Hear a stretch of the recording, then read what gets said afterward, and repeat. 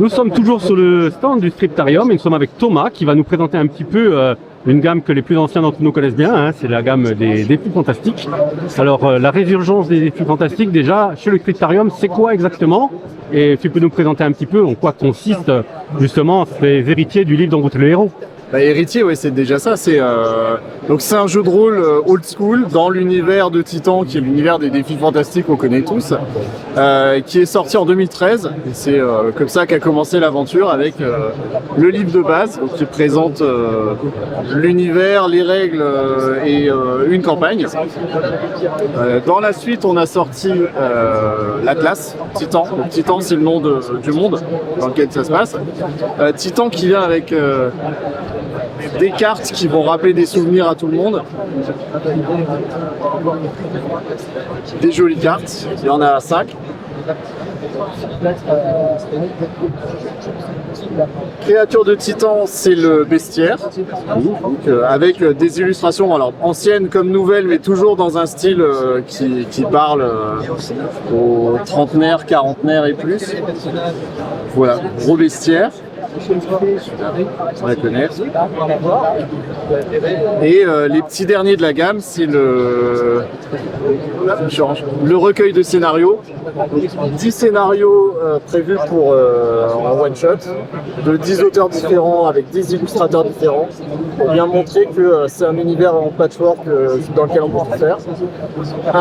Une grande campagne purement francophone. Et le petit dernier qui est sorti, c'est une exclusivité Octogone, c'est encore disponible nulle part. Ça va venir dans les semaines qui viennent. C'est un supplément de contexte dans la région d'Arion qui se passe ici. Là. Alors, pour les plus jeunes qui ne connaîtraient pas, comment ils vont transporter un livre dont vous êtes le héros avec son système de règles très simple, etc., dans une mécanique de jeu de rôle à proprement parler? La mécanique se base sur le système des livres dont vous êtes le héros, donc avec de l'habileté, de l'endurance, de la chance, de la magie. Et ça se joue avec 2d6. Donc on définit le maître de jeu définit un seuil de réussite en fonction de l'action.